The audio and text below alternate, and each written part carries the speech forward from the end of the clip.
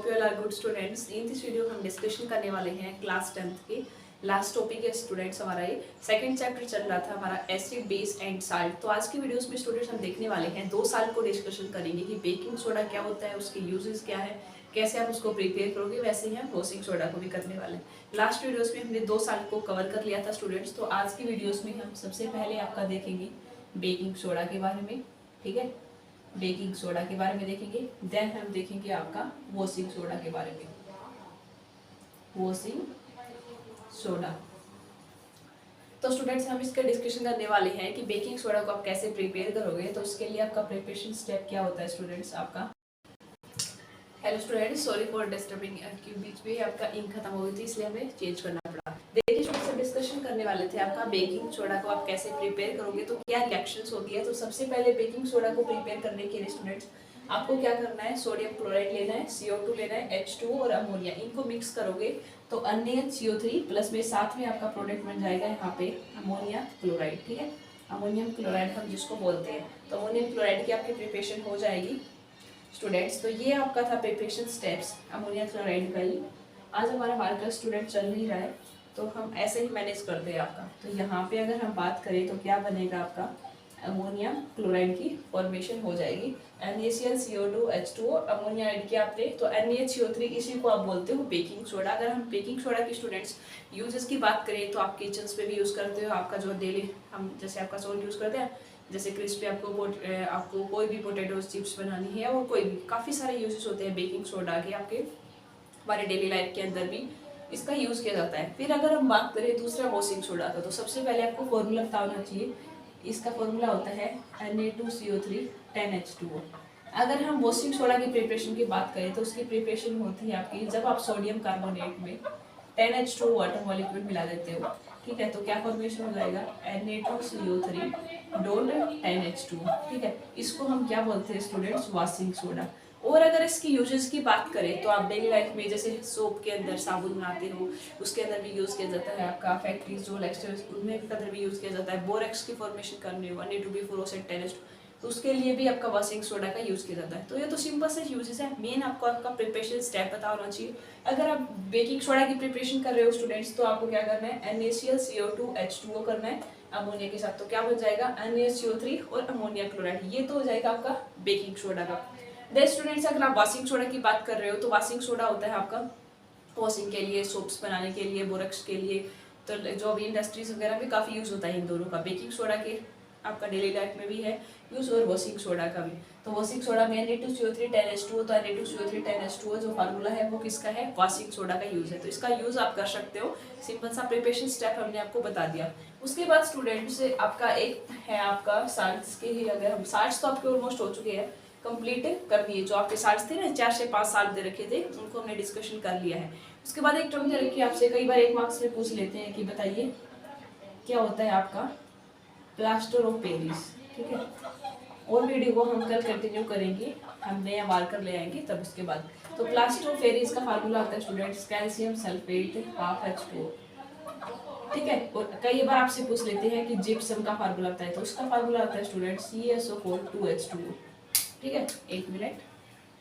तो CaSO4 आपका 2H2O, ये किसका फार्मूला होता है, आपका जिप्सम का होता है। और प्लास्टर ऑफ पेरिस का होता है कैल्शियम सल्फेट ½ H2O। तो इसकी प्रिपरेशन स्टेप भी कर सकते हो। कैल्शियम सल्फेट में जब आप ये हाइड्रेशन करना है आपको तब ये प्लास्टर इसका, जैसे आपने देखा होगा प्लास्टर ऑफ पेरिस का डॉक्टर्स वगैरह यूज़ करते हैं। जैसे आपने देखा होगा आपका हाथ वगैरह फ्रैक्चर वगैरह हो जाता है तो आपको कहते हैं प्लास्टर चढ़ाते हैं ना हाथ के, तो वही होता है आपका प्लास्टर ऑफ पेरिस। तो उसके अंदर भी यूज़ किया जाता है। और जिप्सम, इन दोनों का फॉर्मूला पता होना चाहिए। और जो लास्ट वीडियोस में हमने डिस्कस किया था काफ़ी इंपॉर्टेंट था वो, कि साल्ट होते क्या है, कैसे आप पहचानोगे उनके, और पीएच क्या है साल्ट की आपकी। जैसे पीएच हमने देखा था कि एसिड कितनी होती है, बेस की कितनी होती है, साल्ट की क्या है। साल्ट आपका 3 टाइप का हो सकता है, एसिडिक भी होते हैं, वो बेसिक भी होते हैं और न्यूट्रल भी होते हैं। न्यूट्रल है तो 7 है, एसिडिक है तो आपका 0 से 7 के बीच में होती है, 7 से 14 होगी बेसिक के बीच में। तो जो आपका चैप्टर था स्टूडेंट सेकंड वो ऑलमोस्ट कंप्लीट हो चुका है। हमने सारे टॉपिक्स कवर कर लिए। अगर कोई एक आधा टॉपिक रह गया हो तो आप कमेंट कर देना, हम ट्राई करेंगे उसको भी कवर करने की। और अगर ज़्यादा स्टूडेंट्स की रिक्वेस्ट होगी तो हम ट्राई करेंगे NCERT के जितने भी क्वेश्चंस हैं तो उनके लिए एक सेपरेट वीडियोस लेक्चर बना देंगे ताकि सारे क्वेश्चन का आंसर आपको एक ही वीडियो से मिल जाए, ठीक है स्टूडेंट्स। और कोई क्यूरी रहती है तो आप वो भी कमेंट कर सकते हो, ठीक है स्टूडेंट्स। तो thank you and happy learning. तो सबकी ऑलमोस्ट हो चुकी है, ठीक है। तो हमारी जो फर्स्ट यूनिट थी, सेकंड यूनिट का भी कुछ ही पार्ट रहता है। और क्लास 10th के लिए जैसे स्टूडेंट्स ने कहा था केमिकल इक्वेशन एंड रिएक्शन वाला चैप्टर था, वो हमने ऑलरेडी कर चुके हैं स्टूडेंट्स। जो सेकंड चैप्टर था आपका एसिड बेस एंड साल्ट, वो वाला चैप्टर्स आपके सिर्फ 3 वीडियोस और होंगी, उसमें आपका कंप्लीट हो जाएगा। एक ये वाला वीडियो, 2 वीडियोस और आएंगे, उसमें आपका कंप्लीट सेकंड चैप्टर भी हो जाएगा। इससे पहले स्टूडेंट्स जो सेकंड चैप्टर है उसके 5 लेक्चर हम ऑलरेडी अपलोड कर चुके हैं, जिसमें सबसे पहले हमने डिस्कस किया कि एसिड क्या है, बेस क्या है, साल्ट है, उसमें मेनली डिफरेंसेस क्या होती हैं, इंडिकेटर क्या होते हैं, उनके बेस पे भी आप सेपरेशन कैसे करते हो। तो जितने भी टाइप के इंडिकेटर्स थे वो देखिए। फिर हमने केमिकल रिएक्शंस डिस्कस की स्टूडेंट्स की, एसिड बेस मेटल के साथ क्या रिएक्शन देंगे, कार्बोनेट हो तो क्या देंगे, दोनों रिएक्शन हो तो क्या करेंगे, न्यूट्रलाइजेशन, ये टाइप की रिएक्शन हमने कंप्लीट कर ली। तो आज की वीडियोस में स्टूडेंट्स हम डिस्कस करने वाले हैं कि इम्पोर्टेंस ऑफ पीएच। 2 नंबर में पूछ लिया आपसे कि पीएच की इम्पोर्टेंस बताओ इन एवरीडे लाइफ, हमारे आमतौर की जो डेली लाइफ है उसके अंदर पीएच का क्या रोल है। तो सबसे पहले आपका होता क्या, पीएच को अगर डिफाइन करना हो ना तो वो होता है power of hydrogen ion. Hydrogen ion की कितनी पावर है, ठीक है। इसी चीज को आप ऐसे भी लिखते हो माइनस लॉग ऑफ H+, क्या लिखते हो, माइनस लॉग ऑफ H+, ठीक है।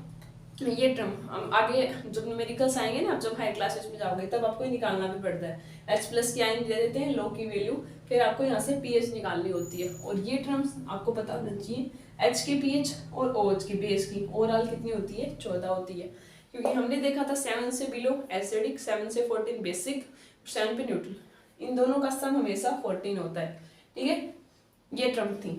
अब स्टूडेंट्स हम ये देखते हैं कि हमारे डेली लाइफ के अंदर कहाँ पे पीएच का रोल रहता है। तो सबसे पहले अगर हम बात करें एनिमल्स की, प्लांट्स की, कहाँ पे क्या काम करती हैं, या बात करें हम वाटर, रिवर वाटर की, या सिंपल बात करें तो सबसे पहले स्टूडेंट्स जैसे हम आपको बताएं कि अगर एसिड रेन का आपने कई बार एक नोट में पूछ लेते हैं कि एसिड रेन क्या होता है आपका, और हमारे जो बॉडी काम करती है वो किस पे, एसिडिक में करती है, बेसिक में करती है, न्यूट्रल में।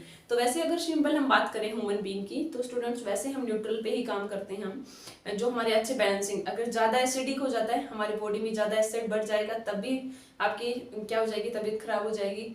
तो और ज़्यादा बेसिक हो गया तब भी, तो ओवरऑल न्यूट्रल। वैसे अगर एग्जैक्ट रेंज जो आपके एक्सपेरिमेंटली दे रखी है वो 7.2 से 7.8 रहती है, इतनी इस रेंज तक आप ऐसे समझ लो, 7 से 7.8 ये रेंज अगर पीएच की तो आपकी बॉडी अच्छे से वर्क करेगी। लेकिन अगर ये रेंज कम हो जाए, एसिड 7 से बिलो आ जाए और ये इससे अब हो जाए, तो दैट मीन्स यहाँ पे बेसिक बढ़ रहा है। तो ना ही तो ज़्यादा एसिडिक होना चाहिए, ना ही ज़्यादा बेसिक होना चाहिए। अगर आपका ज्यादा एसिडिक हो गया, बेसिक हो गया, तो आपकी हेल्थ खराब हो जाएगी। तो पीएच का एक इंपॉर्टेंस रोल रहता है कि एक फिक्स वैल्यू उसमें ही रहना चाहिए। अब मान लो आपने देखा होगा अगर पीएच की वैल्यू मान लो जब हमने शादी वगैरह थी, ठीक है, या वैसे अगर आप बात करो आपने ज्यादा फास्ट फूड ईट कर लिया, रेगुलर आप कर रहे हो, तो आपके क्या हो जाती है, एसिडिटी हो जाती है। फिर आप क्या कर लेते हो, इनो वगैरह लेते हो, क्योंकि वो बेस, तो आपको न्यूट्रल कर लेते हो। क्योंकि जब आपकी बॉडी में एसिडिटी होगी, ठीक है, एसिडिटी बढ़ गई तो आपकी तबीयत खराब होगी। तो तब आप क्या करना, एसिड को न्यूट्रल कौन करेगा, बेस, तो आप बेस लेते हो न्यूट्रल होने के लिए। क्योंकि हमारी बॉडी हम अच्छे से काम कब कर पाते हैं, जो न्यूट्रल अगर बात करें तो ये रेंज में अगर आपकी बॉडी का पीएच रहता है ना, तब तो आप ठीक है। जैसे फॉर एग्जांपल आप बोलते हो कि जैसे फीवर होता है आपका, तो बॉडी का जो आपका रेगुलर टेम्परेचर जो इतना हम जिसमें हम नॉर्मल रहते हैं, अगर उससे बहुत ज्यादा बढ़ जाता है तो आपको फीवर आ जाता है बहुत कम।